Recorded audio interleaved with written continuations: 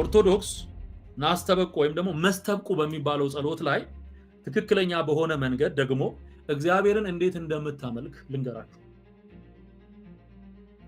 እሱኑ ባለችበት ነው ናስተብቁአ የምትለው። ችግሩ ያ ነው። ለምሳሌ መልካ ኢየሱስ አለ አይደለ? መልካ ኢየሱስ፣ መልካ ማርያም፣ መልካ ገብርኤል፣ መልካ ሚካኤል፣ ተክለ ሃይማኖት፣ አቡዬ፣ ቅብርጥሶ በጣም ብዙ መልክ ቅኔ ለክርስቶስ አለ፣ ለሁሉም አለ። ስግደት ለእግዚአብሔር አለ፣ ለሁሉም አለ። አትለይም። ይቀየመኛል። ይሄ አሁን ይሉንታ ያላቸው ሰዎች ታውቃላችሁ፣ ለራሳቸው ማይኖሩ ወይ እከሌኮ እንትን ይለኛል የራሱን ትቶ በዚህ ሲሮጥ ህይወቱ እንደባከነ የሚቀርሰው አለ። ኦርቶዶክስ እንደዛ ነው። እከሌ እንዳይከፋው፣ እከሊት እንዳይከፋት፣ እከሌ እንዳይከፋው እየተባለ ምስጋና፣ አምልኮ፣ ስግደት እንደ ውሃ እየተረጨ የሚኖርበት ቤት ነው ኦርቶዶክስ። በቃ ይሄ ነው መገለጫው። ትክክለኛ በአጭሩ ስንገልጠው ይሄ ነው። እከሌ እንዳይቀየም እንዲህ አይነት አምልኮ አለ እና ለእግዚአብሔር ምንድነው የሚሉት?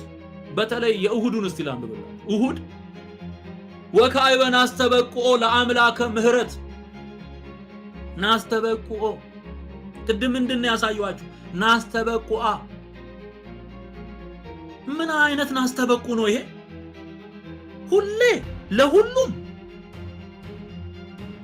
ናስተበቁኦ ለአምላከ ምህረት ዘረዳይኮ ለአብርሃም አመይ ቀትሎሙ ለነገስት ዘአድሃንኮ ለይስሐቅ ምነ መጥባይት ዘመራይኮ ለያዕቆብ በውስተ መንገድ ወአስተራይኮ በራእየ ሌሊት በሃባ አቀሞል ለሐውልት ዘአበይኮ ለዮሴፍ በብሔረ ባዕድ እግዚአብሔር አምላክነ።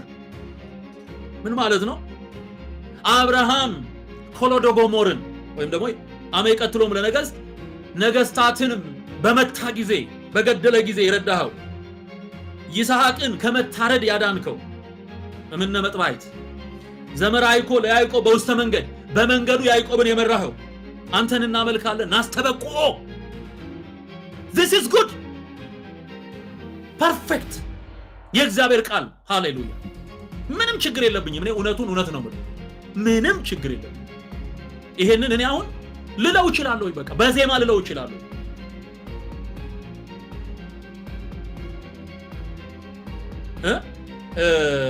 በራእይ በሌሊት የተገለጥክለት ለያዕቆብ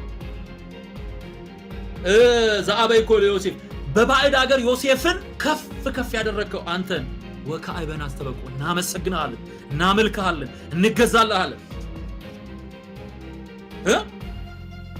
እግዚኦ አምላክነ ዘሐደፍኮ ለኖ በውስተ ታቦት ወለ ዳንኤል ማፈ አናብስት ወለ ሶስና ምደረበናት። ይሄ እንኳን ትንሽ እንትን አለው።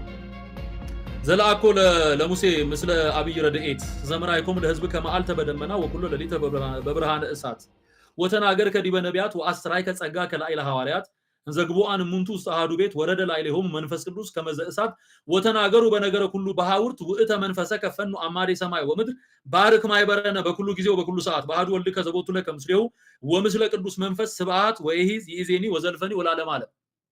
እንዲህ ብለው ጌታን አክብረው እግዚአብሔር አሁን ተመልከቱ።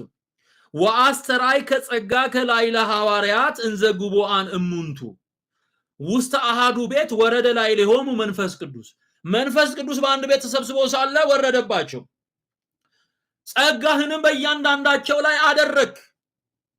እዚህ ጋር እንዲህ ብሎ ቀጥሎ የማርያም ላይ ይመጣና ሞገሰ ስብከቶሙ ለሐዋርያት ወካዕበ ናስተበቁአ ማርያም ደግሞ ይላል። እርስ በርሱ የሚላተም የሚጋጭ ግራ ይገባው። ለዚህ ነው ህዝባችን ግራ ይገባው ማን እንደሚያመልክ አውቅ። ጠዋት አርሴማ የምትባለው ሴትዮ ቤት ከሄደ ማታ ኪዳነ ምሕረት የምትባለው ጋራ ፈልጎ ይሄዳል። ሲሰቃይ ነው የሚኖረው። ሲሰቃይ ጋባ አንድ አምላክ እግዚአብሔር ሃሌሉያ። በሶስትነት የተገለጠ አንድ አምላክ እግዚአብሔር አብ ወልድ መንፈስ ቅዱስ አንድ አምላክ።